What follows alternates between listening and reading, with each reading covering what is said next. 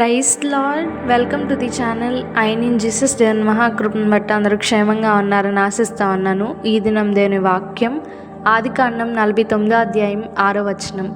వారి సంఘముతో కలుసుకొనవద్దు. నేటి దినం మనం ఇజ్రాయేల్ గారి యొక్క ఆత్మీయ జీవితం నుండి మరొక ఆత్మీయ సత్యంను ధ్యానించుకుందాం. అదేమనగా వారి సంఘముతో కలుసుకొనవద్దు. ఇక్కడ సంఘము అనగా సహవాసము.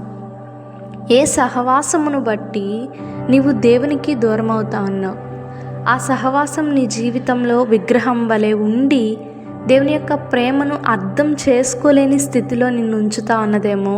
ఈ దినమందు దేవుడు మనతోనే మాట్లాడుతూ ఉన్నారు. వాక్యం ప్రశ్నిస్తూ ఉన్నది, చీకటికి వెలుగుతో ఏమి సంబంధం?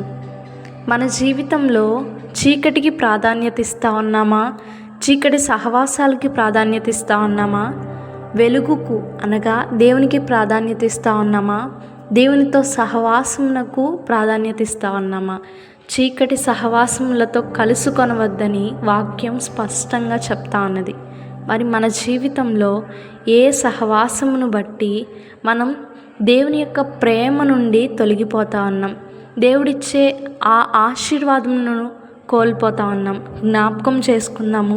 ఆ సహవాసములను విడిచిపెట్టి దేవుని సహవాసంలో ఆయన నేర్పించే ప్రతి ఒక్క ఆత్మీయ మార్గంలో నడుస్తూ ఆయన నామానికి మహిమ తెచ్చే వారిగా మనము బ్రతుకుదాం.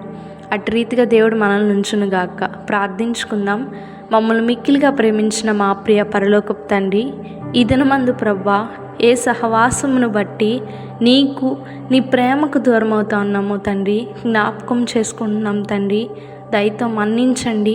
ఇక మీదట నీతో సహవాసం కలిగి మా యొక్క ఆత్మీయ ప్రయాణమును తిరిగి కొనసాగించే కృపను అనుగ్రహించమని యేసు ఉన్నతమైన పరిశుద్ధమైన నామంలో అడిగి వేడుకొని పొందుకొని ఉన్నాం తండ్రి. ఆమెన్. Praise lord.